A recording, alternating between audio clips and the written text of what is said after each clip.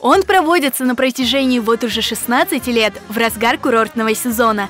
Фестиваль крымско-татарской и тюркской культуры дарит жителям и гостям древнего города возможность прикоснуться к многовековой культуре, традициям и истории коренного народа полуострова. В рамках фестиваля проводится ряд мероприятий, цель которых – это пропаганда и популяризация крымско-татарской культуры. Мы этим фестивалем хотим показать культуру крымских татар, самобытность, традиции, обычаи.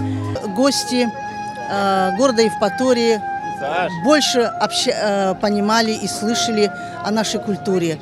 Очень много участников приехали из Башкирии, с Уфы, с Ульяновска, именно тюркские народы, казанские, башкирские татары, которые хотят, так сказать, посостязаться в песенном конкурсе. Классик крымско-татарской литературы Ашик Умер родом из Кизлева. Его жизнь овеяна легендами, а имя известно далеко за пределами Крыма.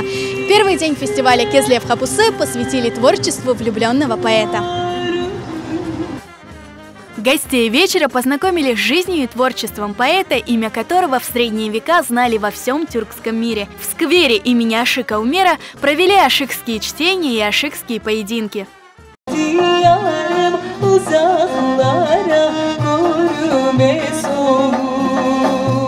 Радость встречи с творчеством, с вниманием людским вниманием к поэзии этой Ашика Умера, рожденного на этой прекрасной земле, что его дух до сих пор здесь, и для меня это очень важно и ценно, и дорого. Гости фестиваля смогли познакомиться и с выставкой декоративно-прикладного искусства крымских татар. Кизлев халқы, емде Крым халқы бұны темелini қоймаға әрекет еткені бек қуанышлы. Емде мен білесем, біздің халқымызға бұл бүйік тесір етеді. Лазурный берег по праву считается одним из лучших пляжей полуострова. Именно здесь в рамках фестиваля Кизлев-Хапусы состоятся соревнования по национальной борьбе куреш. Более 80 спортсменов из разных уголков Крыма будут бороться за звание лучшего. Ни один крымско-татарский праздник не проходит без состязаний по национальной борьбе куреш.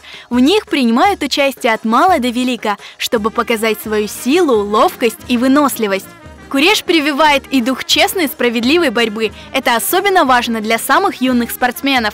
Любовь к спорту, оторвать как бы детей от компьютеров. Даже Всевышний нам в этом турнире помог сегодня. Не так жарко, погода очень прекрасная. Да, конечно, это необходимо. Чем чаще, тем лучше. Чем больше молодежи будет подрастать на таком уровне воспитания, это наше будущее. Победителей турнира наградили кубками и медалями, а чемпионы-тяжеловесы получили традиционный приз – живых баранов. Впечатления у нас хорошие. Приехали побороться с Симферополя. Боремся на песке. Для нас это неудобно. Ноги проваливаются, бороться тяжело. В итоге заняли первое место. Для наших детей, потому что развивать, тем более, наш национальный вид спорта, крымско-татарский куреш, потому что это нас воспитывает. Фестиваль Кизлев-Хапусы будет длиться 3 дня. Сегодня в рамках фестиваля состоится вокальный конкурс «Алтын Сес».